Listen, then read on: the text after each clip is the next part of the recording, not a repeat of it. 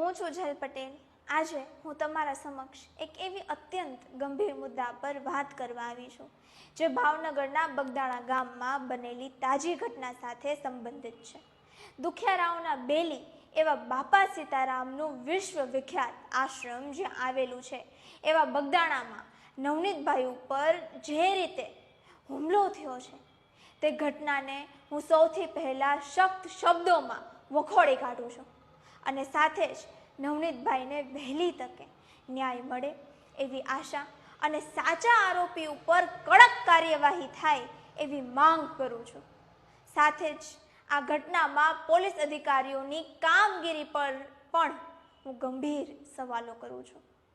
મારા શબ્દોમાં આજે આક્રોશ છે કારણ કે હું જોઈ રહી છું કે કાયદાના રક્ષકો જ આરોપીને છાવરી રહ્યા છે અને સાચા અને નબળા લોકોને દબાવવામાં આવી રહ્યા છે। આજે હું સ્પષ્ટ રીતે ભાવનગરના એસપી નીતિશ પાંડે અને તેમની નીચે કામ કરતા પોલીસ અધિકારીઓની કામગીરી પર સવાલ ઉઠાવવા માંગુ છું।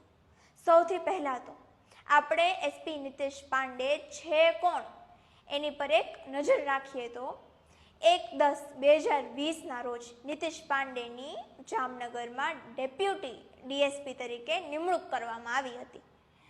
તમને જાણીને આશ્ચર્ય થશે કે આ નિમણૂક પાછળ પરિમલ નથવાણીની હોમ મિનિસ્ટરમાંથી કરેલી સ્પેશિયલ ભલામણ હતી।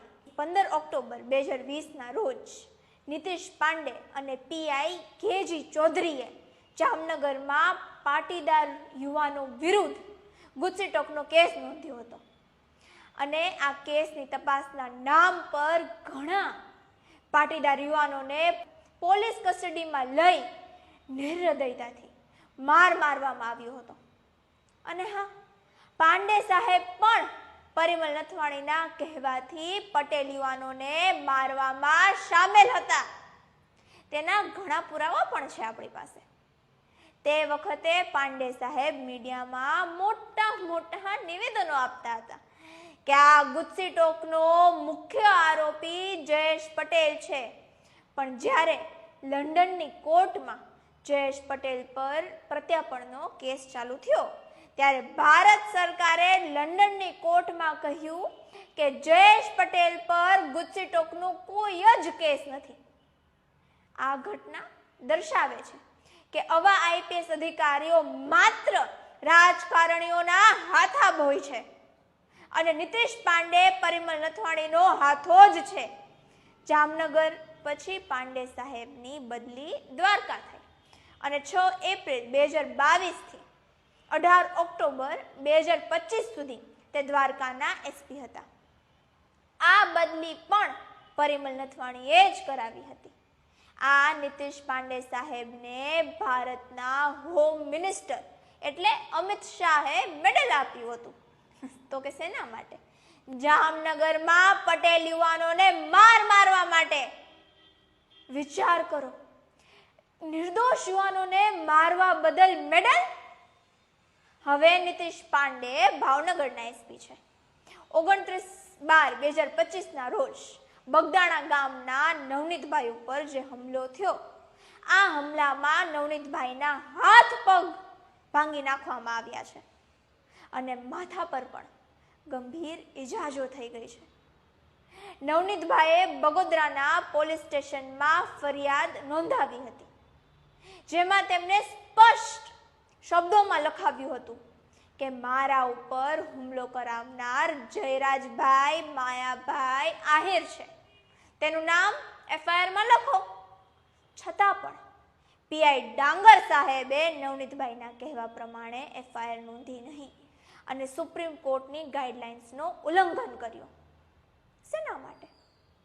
કારણ કે આરોપી જયરાજભાઈ માયાભાઈ આહિર પરિમલ નથવાણીના અંગત મિત્ર છે અને આઈપીએસ નીતિશ પાંડે પણ તેમનો અંગત મિત્ર છે।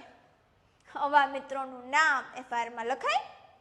પીઆઈને ખબર છે કે આ મારા બોસના મિત્ર છે એટલે નામ નહીં લખવાનું। એસપી નીતિશ પાંડેની કોઈ ઓકાત નથી કે એ કાયદાનું રક્ષણ કરે। નીતિશ પાંડે એટલે ભ્રષ્ટાચારનો અડ્ડો જામનગરમાં હતા ત્યારે દારૂ જુગાર ખુલ્લે આમ ચાલતું હતું. દ્વારકામાં પણ દારૂ જુગાર ખુલ્લે આમ ચાલતું અને હવે ભાવનગરમાં પણ આમ જ ચાલે છે. નીતિશ પાંડે ભ્રષ્ટાચારમાં નંબર 1 છે. તેને ભ્રષ્ટાચારનો મોટો મેડલ આપવામાં આવવો જોઈએ. આવતા દિવસોમાં તેમને બીજું મેડલ પણ મળશે.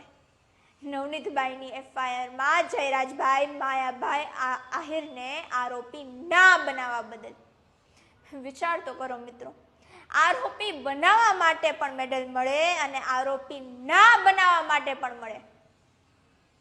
હવે આ નીતિશ પાંડેની નીચે કામ કરતા ડીવાયએસપી રીમાબા ઝાલા શું કહે છે? તે કહે છે કે હુમલો દારૂના ધંધા સાથે જોડાયેલા લોકોએ કર્યો છે અને નવનીતભાઈએ પોલીસને બાતમી આપી હતી. મારે આ ડીવાયએસપી મેડમને પૂછવું છે કે તમે ડીવાયએસપી છો તો તમને એટલી નથી ખબર પડતી કે નવનીતભાઈએ ક્યાં પોલીસને બાતમી આપી હતી અને બાતમીદારનું નામ કોઈ દિવસ જાહેર કરવાનું હોય?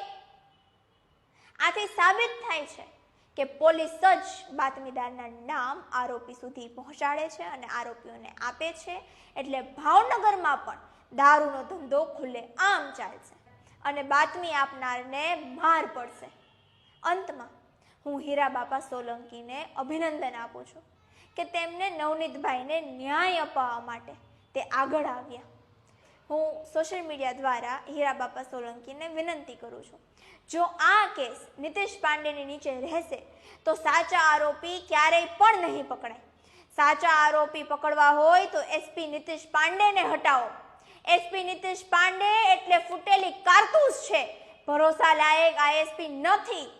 આ ભ્રષ્ટાચારનું ઘર છે અને ડીવાયએસપી ઝાલા ઉપર પણ એક્શન લ્યો જે બાતમીદારના નામ બહાર પાડે છે. અંતમાં હું નવનીતભાઈને વહેલી તકે તે સાજા થાય એવી મા ખોડલને પ્રાર્થના કરું છું અને તેમને લડવાની શક્તિ આપે તેવી પણ પ્રાર્થના કરું છું. જય હિન્દ.